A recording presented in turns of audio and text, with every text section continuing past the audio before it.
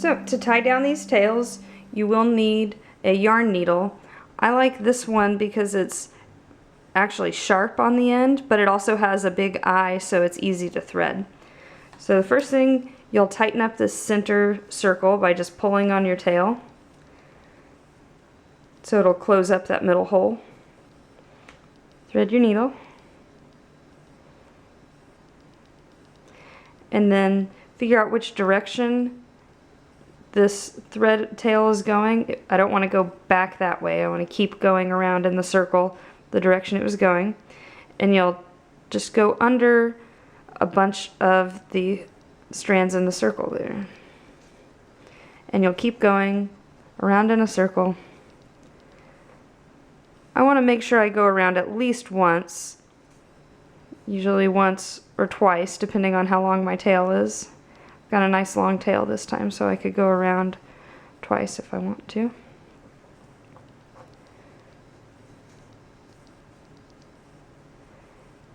Keeping it nice and tight as you go.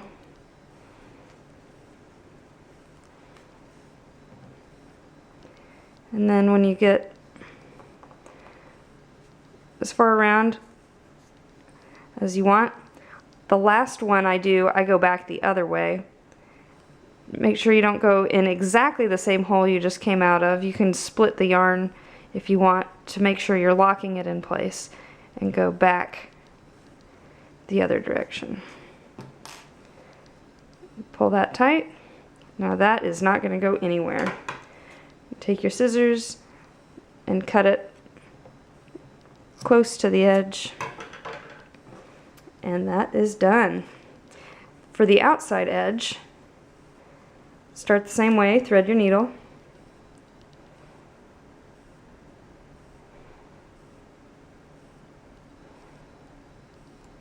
and then to make it look seamless with the other stitches on the edge here, so your thread is coming out of this third string on this shell, so you'll want to go from the back to the front under the middle chain there.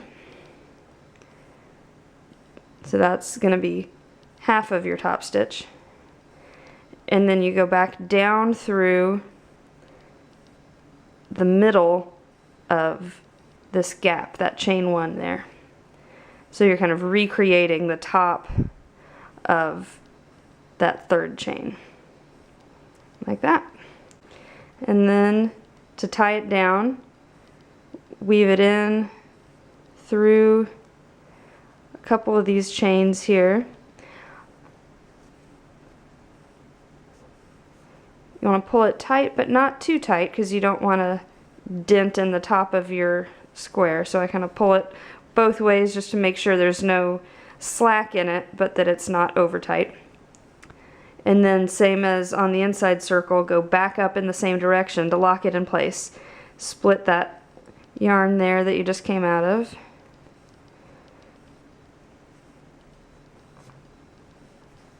This one you can pull tight because it's not going to crimp the top. And then trim it right close to the edge. And that is how you finish off your square. Once you have several of these, I'll show you how to join them to make them into a blanket.